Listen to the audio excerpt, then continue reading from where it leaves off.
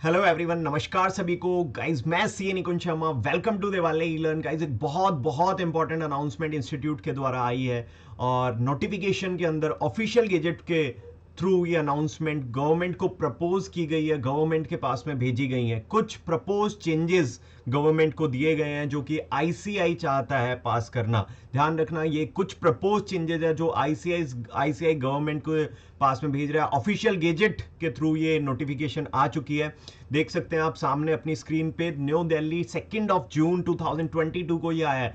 मतलब मार्केट में बहुत सारी बातें चल रही थी, बहुत सारी चीजें चल रही थी कि सीए कोर्स के अंदर ये चेंजेस आने वाले हैं, सीए कोर्स पे ये चेंजेस आने वाले हैं, और क्या चीजें रियलिटी और क्या चीजें आई हैं, क्या चीजें एप्लीकेबल हुई हैं, उन पे आज हम बात करने वाले हैं। और कुछ चीजें बहुत बड़े चेंजेस हैं, कुछ बहुत बड़े चेंजेस हैं जिनको मैंने अलग से मार्क कर दिया, जिन पे हम बात करके चलेंगे। पूरी नोटिफिकेशन को हम देख करके चलेंगे कि इस नोटिफिकेशन में ऐसा क्या है, क्या चीजें चेंज की गई हैं या फिर क्या चीजें एग्जिस्टिंग जैसी थी वैसी की वैसी रख दी गई हैं। बहुत सारी बातें चल रही थी किस तरीके से बेसिकली उनको एप्लीकेबल आईसीआई करवाएगा और क्या चीजें रहेंगी, उनके बेसिस पे हम अभी बात करके चलेंगे। अगर आप यहाँ पे देख सकते हैं जो चेंजेस हैं उसके अंदर आप देखोगे न्यू दिल्ली 2 जून 2022 को ये आपकी नोटिफिकेशन आई है। और इस नोटिफिकेशन के थ्रू सबसे पहले सबसे इंपॉर्टेंट बातों पे मैं जाऊंगा। बिल्कुल मैंने हाईलाइट्स कर ली हैं सारी इंपॉर्टेंट बातें आपके लिए, तो बिल्कुल ध्यान से देखेंगे। सबसे पहले रेगुलेशन 5 क्लॉज ए के अंदर, रेगुलेशन 5 क्लॉज ए के अंदर, वैसे ये सब आपको याद नहीं रखना है, बस मैं यहां पे बताने के लिए हाईलाइट किया गया भैया। सबसे पहले अगर 54A के अकॉर्डिंगली भी किसी भी मेंबर को बेसिकली मेंबरशिप सर्टिफिकेट तब तक नहीं मिलेगा जब तक काउंसिल अब बेसिकली अप्रूव नहीं करेगी। मतलब जब काउंसिल के हाथ में ये आ गया कि काउंसिल कुछ गाइडलाइंस लाएगी, उन गाइडलाइंस को फॉलो करने पे ही आपको मेंबरशिप सर्टिफिकेट मिलेगा। और दूसरी बात भी सीओपी के रिगार्डिंग जो मार्केट में बहुत सारी चीजें चल रही थी, और सीओपी के रिगार्डिंग जो इंपॉर्टेंट बात ये आई थी कि आपको सीओपी तब तक नहीं मिल सकती जब तक आप फेलो चार्टर्ड अकाउंटेंट के अंदर बेसिकली आप बेसिकली एक 1 ईयर का एक्सपीरियंस ना ले लें। ठीक है, तो ये यहाँ पे आप देखेंगे member can apply for council to the council for certificate entitle for practice as a chartered accountant. एक मेंबर वो जो सीओपी चाहता है, ऐसा मेंबर जो क्या चाहता है, सीओपी चाहता है, अगर वो इंस्टीट्यूट पे अप्लाई कर रहा है सीओपी के लिए, तो यहां पे देख सकते हैं आप eligible for certificate of practice on completion of 1 year of post qualification. Post qualification मतलब सीए बनने के बाद उसको 1 साल का 1 ईयर का एक्सपीरियंस लेना पड़ेगा with fellow chartered accountants in practice. COP जिसके पास में है, ऐसे चार्टर्ड अकाउंटेंट के पास में, और वो फेलो भी होना चाहिए, मतलब 5 साल का उसको प्रैक्टिस में एक्सपीरियंस भी होना चाहिए। तो फेलो चार्टर्ड अकाउंटेंट्स के अंतर्गत आपको 1 साल की एक्स्ट्रा ट्रेनिंग करनी पड़ेगी। अगर आपने 1 साल की एक्स्ट्रा ट्रेनिंग सीए बनने के बाद की है, तभी आप एलिजिबल होंगे बेसिकली सर्टिफिकेट सीओपी लेने के लिए। हाँ, इसमें एक बेसिकली एक रिक्वायरमेंट को थोड़ा सा रिलैक्स किया गया। मानिए आप सीओपी लेने जा रहे हैं और आपने पिछले 5 सालों में, पिछले लास्ट 5 ईयर्स में, प्रिसीडिंग 5 ईयर्स में बेसिकली किसी भी फेलो चार्टर्ड अकाउंटेंट के अंतर्गत, बेसिकली किसी भी फेलो सीए के अंडर, ऐसा फेलो सीए के अंडर में अगर आपने पिछले 5 सालों में भी 1 ईयर काम किया है, 1 ईयर पोस्ट क्वालिफिकेशन एक्सपीरियंस आपके पास है, और वो लास्ट 5 ईयर्स में, मानिए सपोज दैट होता गया, जैसे मानिए अभी मेरे को सीए बने हुए 4 साल हो गए, तो भैया मैंने 4 साल पहले, मतलब जब मैं सीए बना था, तो उस टाइम पे मैंने 1 साल क्या किया था कि किसी सीए फेलो सीए के अंदर वर्क किया था। देन फिर मैंने अगले 3 साल से मैं इंडस्ट्री में वर्क कर रहा हूँ। अब होता क्या है कि मैंने अगले 3 साल इंडस्ट्री में वर्क करके अब मेरे को लगा कि मेरे को सीओपी ले लेनी चाहिए, लेकिन भैया फिर वो बोलेगा कि आपको तो अभी 1 साल है वो फेलो सीए के अंदर जाना है। तो इसने रिलैक्सेशन क्या दिया, रिलैक्सेशन ये दिया कि पिछले 5 सालों में अगर आपने 1 साल 1 ईयर किसी भी चार्टर्ड अकाउंटेंट, किसी भी फेलो चार्टर्ड अकाउंटेंट के अंदर अगर आपने ट्रेनिंग ली है या फिर प्रैक्टिस करी है, तो फिर आपको पिछले 5 सालों के अंदर वो की हुई होनी चाहिए। अगर पिछले 5 सालों में की है तो फिर दोबारा से अभी करने की जरूरत नहीं है। तो ये एक थोड़ी सी रिलैक्सेशन उस रूल के अंदर आपको दी गई। Now the most important thing, basically foundation course को बदल दिया गया है। हाँ जी, सब स्टूडेंट्स जो 12th पास करके आने वाले हैं वो भी, और एग्जिस्टिंग भी, बहुत इंपॉर्टेंट बात है, आपके जूनियर से भी आपको ये शेयर करनी है। फाउंडेशन कोर्स जो पहले था उसको डिसकंटिन्यू किया गया है। Foundation discontinue registration of foundation course under the regulation bye notice of the website of institute भी। फाउंडेशन कोर्स को डिसकंटिन्यू किया गया है, खत्म किया गया है। क्या खत्म हो गया, मतलब अब फाउंडेशन होगा ही नहीं? नहीं, ऐसा नहीं है कि फाउंडेशन होगा ही नहीं। पुराना फाउंडेशन कोर्स खत्म किया गया है और नया फाउंडेशन कोर्स लेके आए हैं रेगुलेशन 25H के अंदर। और भैया इसमें क्या गाइडलाइंस होंगी और क्या चीजें होंगी, एक इंपॉर्टेंट बात है जो कि आगे देखेंगे कि फाउंडेशन कोर्स में ऐसा क्या चेंज वो लेकर के आए हैं। क्या सिलेबस होगा वो टाइम टू टाइम काउंसिल जो है वो डिसाइड करेगी कि सिलेबस में क्या क्या होना चाहिए, फाउंडेशन के क्या क्या चीजें होनी चाहिए, क्या पासिंग क्राइटेरिया होना चाहिए, वो सब काउंसिल डिसाइड करेगी और उससे रिलेटेड कुछ बताया भी है फाउंडेशन के अंदर। अब आप पहले क्लास 12th का रजिस्ट्रेशन, 12th कंप्लीट होने पे आप रजिस्ट्रेशन ले सकते थे, 12th का एग्जाम देने पे रजिस्ट्रेशन ले सकते थे। अब आफ्टर कंप्लीशन ऑफ 10th आप रजिस्ट्रेशन ले सकते हो। एक बार रजिस्ट्रेशन लिया तो 4 साल तक वैलिड है। कितने साल तक? 4 साल। हाँ, अगर 4 साल बाद आपका रजिस्ट्रेशन बेसिकली मानिए आप फाउंडेशन में पास नहीं होते हैं, फिर भी आपको फाउंडेशन करनी है आफ्टर 4 ईयर्स, तो फिर 4 ईयर्स के बाद उसको रिन्यू करवाया जा सकता है। लेकिन एक रजिस्ट्रेशन, एक बार करवाया हुआ रजिस्ट्रेशन 4 साल के लिए वैलिड होता है, और ये चीज यहां पे बताई गई है। हाँ, एग्जाम आप फाउंडेशन का 10th के बाद नहीं दे सकते, एग्जाम 10+2 मतलब 12th के बाद ही दे सकते हो, लेकिन रजिस्ट्रेशन फाउंडेशन में कब करवा सकते हो? क्लास 10th के बाद, क्लास 10th के एग्जामिनेशन रिजल्ट के बाद ही आप क्या करवा सकते हो? रजिस्ट्रेशन करवा सकते हो। मतलब 12th का वेट नहीं करना है रजिस्ट्रेशन करवाने के लिए, 10वीं के बाद भी रजिस्ट्रेशन करवाया जा सकता है, जिसके अंदर आपके 6 महीने बच सकते हैं। 6 महीने कैसे बच सकते हैं भैया? जैसे आपका एग्जाम, अगर मानिए 12th का एग्जाम हो जाता है मार्च में, then you can attempt the May attempt of CA foundation. भैया सीए फाउंडेशन का मे अटेम्प्ट भी आप क्या कर सकते हैं? अटेम्प्ट कर सकते हैं। तो सिंपल सी बात ये है कि भैया पहले जिसके मार्च में 12th के एग्जाम हो रहे थे उसको नवंबर में एग्जाम देना पड़ता था, अब वो बच्चा मई में भी एग्जाम दे सकता है, जिसमें आपकी 6 मंथ्स का पीरियड बच जाएगा। सर मैंने पहले भी ये बहुत बार बात करी है कि कुछ बच्चों को लगता है सीए बहुत लेंदी कोर्स है, सीए बहुत लेंदी कोर्स है, 5 साल लग जाते हैं। उसी चीज पे बहुत वर्क किया गया है, और आप देखेंगे ना इस 5 साल को रिड्यूस करके, मैं लास्ट तक जाऊंगा ना, तो इस 5 साल को रिड्यूस करके 3.5 साल का कोर्स बना दिया गया है, जो कि एक बहुत बहुत अच्छा वेलकम स्टेप है इंस्टीट्यूट के द्वारा। चलिए बिल्कुल ध्यान से आइएगा, आगे देखिएगा। कुछ इंपॉर्टेंट बात, ये सारी चीज वही वाली बात है, डायरेक्ट एंट्री के थ्रू कैसे जा सकते हो, मतलब ग्रेजुएशन के बाद आप किस तरीके से जा सकते हो, वही सब कॉपी पेस्ट है जो पुराना था, कुछ भी नया इसके अंदर नहीं आया है। सर नया एक चीज आया है, आप इंटरमीडिएट एग्जामिनेशन में एडमिशन ले सकते हो अगर आपने सीएमए और सीएस का इंटर लेवल पास कर रखा है, मतलब सीएस का executive level and cost and works accountant भी सीएम में जो है वहां का अगर आपने बेसिकली इंटर लेवल पास कर रखा है तो डायरेक्टली इंटरमीडिएट में एडमिशन ले सकते हो, मतलब आपके लिए फाउंडेशन एग्जेम्प्ट हो जाएगा। सिंपल सी बात ये बोली गई। हाँ, एक बार इंटरमीडिएट में एडमिशन लिया, एक बार आपने फाउंडेशन पास किया और इंटरमीडिएट में एडमिशन लिया, तो वो 5 साल तक, कितने सालों तक वैलिड रहने वाला है? 5 ईयर्स तक वैलिड रहने वाला है। ध्यान रखना गाइस, कितने सालों तक? 5 ईयर्स तक वैलिड रहने वाला है। चलिए फिर इसके बाद आगे, जैसे फाउंडेशन का 4 ईयर्स तक था, यहाँ पे इंटरमीडिएट का 5 ईयर्स तक था। ठीक है, 5 ईयर के बाद अगर आपको लगता है कि आपको रिन्यू करवाना है तो करवा सकते हैं। बाकी फिर नॉर्मल कंडीशंस दी गई है कि फाइनल में, इंटरमीडिएट पास करने के बाद में आप फाइनल में पहुंच जाएंगे, फाइनल के लिए आपको ट्रेनिंग करनी पड़ेगी। ट्रेनिंग में बहुत बड़े बदलाव हैं जिनको हम देख करके चलेंगे, बिल्कुल ध्यान से। यहाँ पे एक बहुत बहुत इंपॉर्टेंट चीज लेकर के आए। अब वो इंपॉर्टेंट चीज पूरी यहां से लेकर यहां तक पढ़ेंगे और बिल्कुल ध्यान से पढ़ेंगे। एक candidate admitted to foundation examination under regulation 25F, last पुराना वाला भैया, पुराना वाला, ठीक है, पहले वाला, ठीक है, पहले वाले के अंदर 25F के अंदर आपका एडमिशन होता था। Shall ordinary be declared to have pass the examination, हम उसको पास मान लेते हैं एग्जामिनेशन में, if he obtains one sitting minimum 40%, जब उसके एक पेपर में 40% नंबर आ जाते थे। जैसे मानिए आपके एक सब्जेक्ट में 40 आए, overall percent marks in each paper and minimum 50%, और ओवरऑल 200 नंबर आ गए, मतलब 400 का पेपर होता है फाउंडेशन का, ओवरऑल 200 आ गए और एक सब्जेक्ट्स में आपके 40 आ गए, तो भैया हम आपको क्या मान लेते थे? पास मान लेते थे। बट इस पासिंग क्राइटेरिया को डिसकंटिन्यू किया गया है, इस पासिंग क्राइटेरिया को डिसकंटिन्यू किया गया है। देखो इंपॉर्टेंट एक चीज और बता देता हूं, आज ही से एप्लीकेबल नहीं हो रहा है ये, ठीक है, इसको अभी गवर्नमेंट के पास में भेजा जाएगा, गवर्नमेंट इसको रीड आउट करेंगे, फिर पार्लियामेंट में पास होगा, देन फिर ये ऑलमोस्ट 6 महीने, मान लो 6 महीने बाद एप्लीकेबल होगा, होता है तो जो सारी चीजें। लेकिन हाँ, अभी जैसा चल रहा है वो वैसा ही चलता रहेगा। अभी एग्जिस्टिंग, हाँ, आने वाले टाइम में ये चेंजेस हैं, एप्लीकेबल 6 मंथ्स के अंदर अंदर आने वाले टाइम में हो जाएंगे। भैया क्या किया गया है, ये 40 मार्क्स जो मिनिमम था ना, इसके लिए भैया अब आपको क्या करना है, यहां पे देखेंगे, candidate admitted to the foundation exam under regulation 25H shall ordinarily be declared to have pass the examination if he obtains one sitting a minimum 50% marks in each paper. Sir जो पहले 40% था ईच पेपर में, उसको update कर दिया है 50%। अब सीधी सी बात है भैया, हर सब्जेक्ट में 50 नंबर कम से कम चाहिए, ओवरऑल 200 नंबर चाहिए आपको पास होने के लिए, ओवरऑल 200 मार्क्स चाहिए, और हर सब्जेक्ट में 40 नहीं भैया 50 नंबर चाहिए फाउंडेशन लेवल पे। तो गाइज ये एक इंपॉर्टेंट चेंज भी है। इंपॉर्टेंट चेंज इसीलिए क्योंकि भैया एक मिनिमम क्राइटेरिया थोड़ा सा बढ़ाया गया फाउंडेशन के लिए। आप पहले 40 नंबर में पास हो जाया करते थे, हाँ ओवरऑल 200 ही चाहिए, लेकिन भैया अब इसको 50 मार्क्स कर दिया गया है। मिनिमम पासिंग मार्क्स इज 50 भैया हो चुके हैं फाउंडेशन के हर एक एग्जाम में। और भैया ओवरऑल तो 200 चाहिए चाहिए, उसमें कोई चेंजेस नहीं है। हाँ भैया नेगेटिव मार्किंग भैया ऑब्जेक्टिव टाइप पेपर के अंदर इंट्रोड्यूस की गई है। और इंपॉर्टेंट थिंग इज दिस, पहले तो सिर्फ सीए फाउंडेशन में ही नेगेटिव मार्किंग होती थी सर।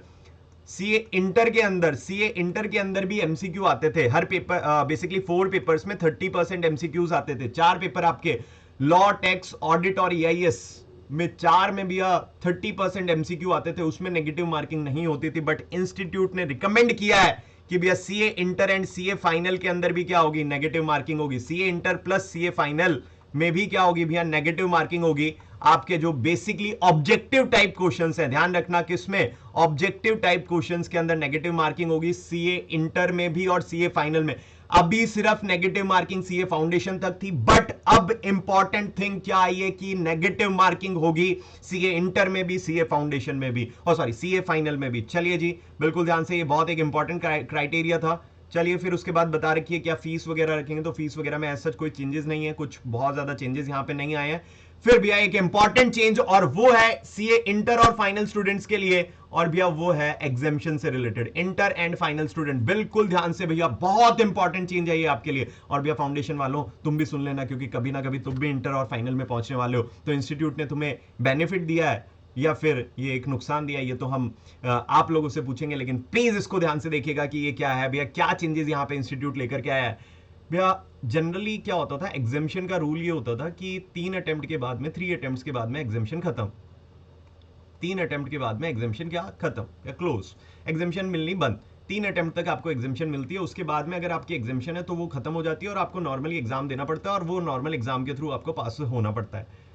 तो भैया 3 अटेम्प्ट तक एग्जामिशन चलती थी, लेकिन अब इन्होंने क्या बोला है, if a candidate has exhausted examination granted to him under sub regulation 8, कह रहा है उसको एग्जामिशन दी थी और वो एग्जॉस्ट हो गई, मतलब 3 अटेम्प्ट खत्म हो गए और एग्जॉस्ट हो गई, and he was not able to pass the said group और यूनिट, और भैया वो 3 अटेम्प्ट के बाद भी वो ग्रुप पास नहीं कर पाया है, he may opt the continuing of said exemption to the subsequent examinations। भैया वो कंटिन्यू कर सकता है अपने, उसको ऑप्शन दिया गया है, ये कंपलसरी नहीं है, उसको ऑप्शन दिया गया है कि वो कंटिन्यू कर सकता है अपनी उस एग्जेम्पशंस को आने वाले अटेम्प्ट्स में भी, वो कंटिन्यू कर सकता है अपनी उस एग्जेम्पशन को भी आने वाले अटेम्प्ट्स के अंदर भी।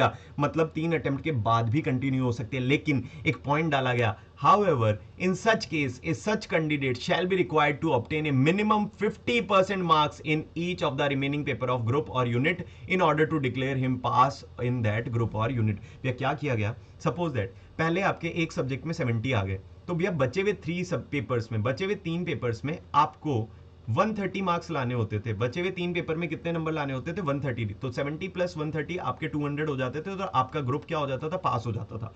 अब क्या किया, 3 अटेम्प्ट तक सेम है, 3 अटेम्प्ट तक, शुरुआत के 3 अटेम्प्ट तक सेम है कि भैया वैसे ही चलाते रहो जैसे आपको चाहिए था, लेकिन 3 अटेम्प्ट के बाद भी आप चाहते हो कि मेरे को एग्जामिशन मिले, 3 अटेम्प्ट के बाद भी, मतलब फोर्थ अटेम्प्ट से आप चाहते हो कि मेरे को एग्जामिशन मिले, चौथे अटेम्प्ट से अगर आप चाहते हैं कि आपको एग्जामिशन मिले, तो भैया अब आपको मानिए एक सब्जेक्ट में 70 है ना, तो बचे हुए 3 पेपर्स में, बचे हुए 3 पेपर्स के अंदर आपको मिला करके एक सब्जेक्ट में कम से कम, बचे हुए 3 पेपर में मिला करके आपको एक सब्जेक्ट में कम से कम 50 और मिला करके टोटल 150 नंबर स्कोर करने हैं। मतलब you have to need 70 plus 150 220 marks to pass the group, not 200, 220 marks to pass the groups. भैया मतलब सिंपल सी बात है, 3 अटेम्प्ट तक कोई चेंज नहीं है, 3 अटेम्प्ट तक आपकी एग्जामिशन वैसे की वैसी चलती रहेगी, लेकिन 3 अटेम्प्ट के बाद, अगर 3 अटेम्प्ट हो चुके हैं आपके खत्म और उसके बाद भी आप चाहते हैं कि मेरी एग्जामिशंस आगे भी कंटिन्यू रहे, तो उसके लिए भी इन्होंने क्लॉज डाला है। और क्लॉज क्या डाला है कि भी अगर मानिए आपके एक में 70 आ रखे हैं, तो अब बचे हुए में आप 130 नहीं ला सकते, बचे हुए तीनों पेपर में कम से कम 50 लाने पड़ेंगे। अगर 50 से कम है भैया, 2 में 50 है, एक में 49 है, यू आर फेल। भैया पहले 40 से कम वाला फेल होता था, बट अगर आप एग्जामिशन कंटिन्यू रखना चाहते हैं तो कम से कम 50 नंबर लाने पड़ेंगे। सीए इंटर में भी यही बात है और सीए फाइनल के अंदर भी यही पॉइंट डाला गया है, तो बिल्कुल ध्यान से भैया यहाँ पे देखेंगे, ये सीए फाइनल में भी ये पॉइंट डाल दिया गया है। तो भैया ये एक बहुत मेजर चेंज इंस्टीट्यूट लेकर के आया है। And now we have to come the articleship, most awaited basically चीज जो थी वो आर्टिकलशिप के रिगार्डिंग थी कि भैया सीए कोर्स को कि जो टाइम लिमिट थी 5 ईयर्स की उसको कैसे कम किया गया। देखो 6 महीने आपके बचाए फाउंडेशन के अंदर। दूसरी बात भैया आर्टिकलशिप के रिड्यूस करके 2 इयर्स की आर्टिकलशिप कर दिए भैया, 3 साल से रिड्यूस कर दिए, 3 साल से कम करके अब आर्टिकलशिप पीरियड कितना कर दिया, 2 साल कर दिया है। दूसरी बात भैया स्टाइफन भी बढ़ा दिया, वैसे तो अभी भी कम लग रहा है ये 4000 5000 6000, फर्स्ट ईयर 4000, सेकेंड ईयर 5000 और थर्ड ईयर 6000। अब ये बच्चों के मन में डाउट आ रहा होगा सर आर्टिकलशिप दो साल की है तो ये स्टाइफन 3 साल का क्यों दे रखा है। देखो हो सकता है कि जो एग्जिस्टिंग है उनके लिए ये बात आई हो, जो एग्जिस्टिंग है मतलब अभी जो कर रहे हो बेसिकली जो अभी आर्टिकलशिप कर रहे हैं, क्योंकि जो अब रजिस्टर हो चुके हैं ना इस कोर्स के आने से पहले पहले जो भी रजिस्टर हो चुके होंगे उनको 3 ही साल की आर्टिकलशिप करनी है। अभी जो चल रहा है ना आज बेटा आज समझना, आज जो चल रहा है वो वैसा ही चलता रहेगा और वो आगे कंटिन्यू भी रहेगा, लेकिन ध्यान ये रखना है कि ये चीज तब से एप्लीकेबल होगी जब इंस्टीट्यूट बोल देगा अनाउंसमेंट ला करके कि आज से ये न्यू कोर्स एप्लीकेबल है।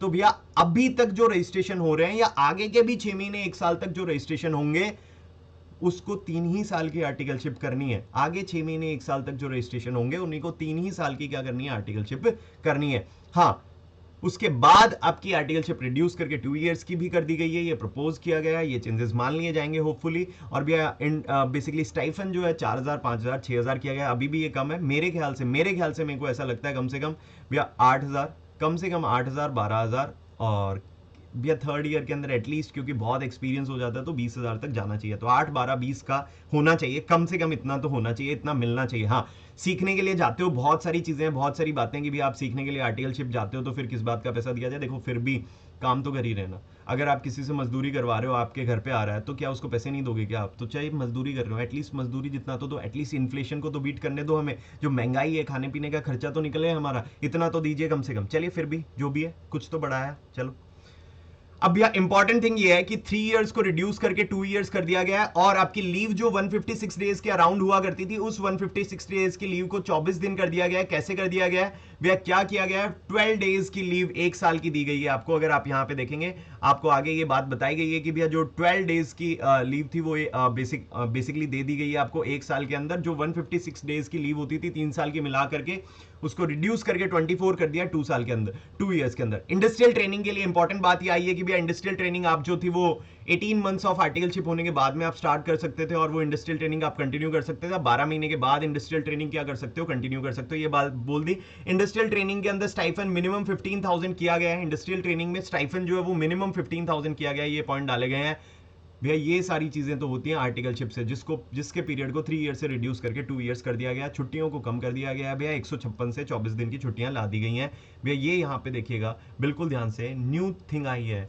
जो आज से पहले सीए कोर्स में अभी तक नहीं थी भैया। एक न्यू थिंग आई है, न्यू, और वो क्या है, सेल्फ पेस्ड ऑनलाइन मॉड्यूल्स भैया। सेल्फ पेस्ड ऑनलाइन मॉड्यूल्स मतलब इंस्टीट्यूट कुछ ऑनलाइन मॉड्यूल्स देगा, उससे रिलेटेड ऑनलाइन कुछ आपको वीडियोस देगा। इंस्टीट्यूट की तरफ से ये सारी चीजें आएंगी तो वो ऑनलाइन वीडियोस और ऑनलाइन मॉड्यूल की तरफ से ऑनलाइन जो भी बेसिकली आपको वो मटेरियल मिलेगा उस मटेरियल को आपको रीड आउट करना है। मतलब ये ऐसा हो रहा है, देखो इसको कुछ इस तरीके से समझना है ये क्यों कर रहा है इंस्टीट्यूट। देखो आर्टिकलशिप सब लोग अलग अलग जगह करते हैं भैया। मैंने किसी और फॉर्म से आर्टिकलशिप करी, मेरे दोस्त ने किसी और फॉर्म से करी, कि मेरे तीसरे दोस्त ने किसी और फॉर्म से करी, लेकिन सबके पास में एक कॉमन नॉलेज होना चाहिए, चाहे वो ऑडिट से रिलेटेड हो, चाहे टैक्सेशन से रिलेटेड हो, चाहे किसी भी चीज से रिलेटेड हो। एक ओवरऑल नॉलेज भी उसके पास में होना चाहिए भैया। वो ओवरऑल नॉलेज उसको कैसे मिलेगा, वो ओवरऑल नॉलेज उस बच्चे को कैसे मिलेगा, उसके लिए ये पॉइंट डाला गया है कि भैया उसको ये 2 सेल्फ प्लेस्ड ऑनलाइन मॉड्यूल्स करने पड़ेंगे। सेल्फ पेस्ड ऑनलाइन मॉड्यूल जो इंस्टीट्यूट देगा वो उसको करने पड़ेंगे, ऑनलाइन होंगे बेसिकली। आपको वो ऑनलाइन मॉड्यूल्स दिए जाएंगे, उससे रिलेटेड कुछ वीडियोस वगैरह भी हो सकता है प्रोवाइड की जाए। कैसे होगा क्या होगा वो इंस्टीट्यूट आपको इन्फॉर्म करेगा, धीरे धीरे council time to time inform करेगी कि क्या क्या इसके अंदर होगा। लेकिन ये भी एक एक्स्ट्रा थिंग आपके लिए यहाँ पे डाल दी गई है। आर्टिकलशिप पीरियड को रिड्यूस किया गया 3 इयर्स से 2 इयर्स, तो उसके अगेंस्ट में ये एक्स्ट्रा चीज आपके लिए यहाँ पे डाल दी गई है। एक candidate who pass the both group, ध्यान रखना जो जिसने बोथ ग्रुप पास कर दिया इंटरमीडिएट एग्जामिनेशन की, shall required to undergo and pass self-paced online module consisting of each number of modules and in such manner as may be specified by council from time to time। Council ये specify करेगा कि कितने modules होंगे, क्या होगा, time to time बता करके चलेगा। लेकिन जिसने इंटरमीडिएट के ग्रुप्स पास कर लिए हैं उसको ये सेल्फ पेस मॉड्यूल भी पास करने जरूरी हो जाते हैं, उसको ये पास करने हैं अगर आपको सीए फाइनल के अंदर जाना है और उसके एग्जामिनेशन देके चलना है। कैंडिडेट पास कब होगा सेल्फ पेस मॉड्यूल में, he obtains a minimum of 50 50% marks in each module भी, 50% मार्क्स आपको ईच मॉड्यूल में लाने, अगर ले आते हो तो आप क्या हो जाओगे, पास डिक्लेयर कर दिए जाओगे। तो होपफुली ये बात जो मैंने यहाँ पे करी वो आपको यहाँ पे बड़े आराम से समझ आ जाती है।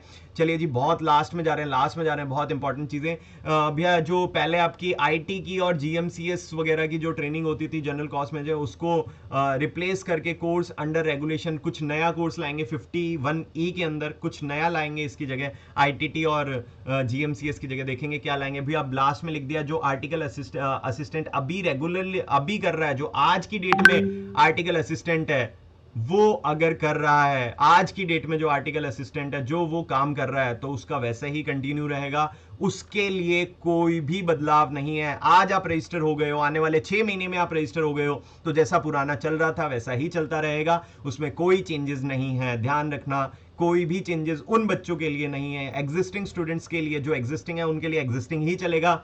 फाउंडेशन में भी होपफुली शायद इस बार के लिए कोई चेंजेस नहीं है, लेकिन शायद नेक्स्ट अटेम्प्ट, मतलब हो सकता है मई 2023 या नवंबर 2023 से बेसिकली आपके लिए फाउंडेशन के अंदर अपडेट आ जाए और 50% पासिंग मार्क्स चाहिए। होपफुली ये सारी बातचीत है आपको यहाँ से क्लियर है। ऑफिशियल गेजेट के थ्रू जो चीजें आई हैं भैया, जय कुमार बत्रा सेक्रेटरी, डॉक्टर और सीए जो भी हैं, बेसिकली सेक्रेटरी ऑफ इंस्टीट्यूट है, उनकी तरफ से ये सारी चीजें आ चुकी हैं।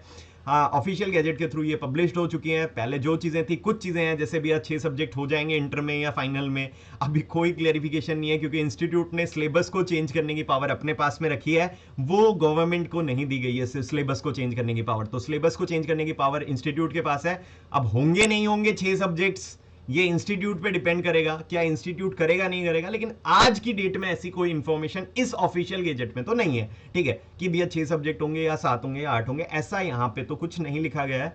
हाँ, पॉसिबली हो जाए या ना भी हो, दोनों चीजें पॉसिबल है। लेकिन चलिए, होपफुली सारी एक क्लियरिटी आपके माइंड में यहां से आ जाती है। चलिए जी, नमस्कार, इसको ध्यान से देख लीजिएगा और प्लीज करेक्ट इंफॉर्मेशन स्प्रेड करिए, प्लीज इसको शेयर कर देना अपने दोस्तों के साथ में, बिकॉज बहुत इंपॉर्टेंट है सर, बहुत इंपॉर्टेंट है। सबके पास में ये इंफॉर्मेशन करेक्टली जानी चाहिए, एक सही इंफॉर्मेशन जानी चाहिए। इनकरेक्ट इंफॉर्मेशन मार्केट में स्प्रेड नहीं होनी चाहिए, तो उसके लिए अगर इनकरेक्ट इंफॉर्मेशन जाती है तो उसके लिए हम सब भी जिम्मेदार होते हैं। तो चलिए, बिल्कुल ध्यान से ये सारी चीजों को आप देख लेंगे।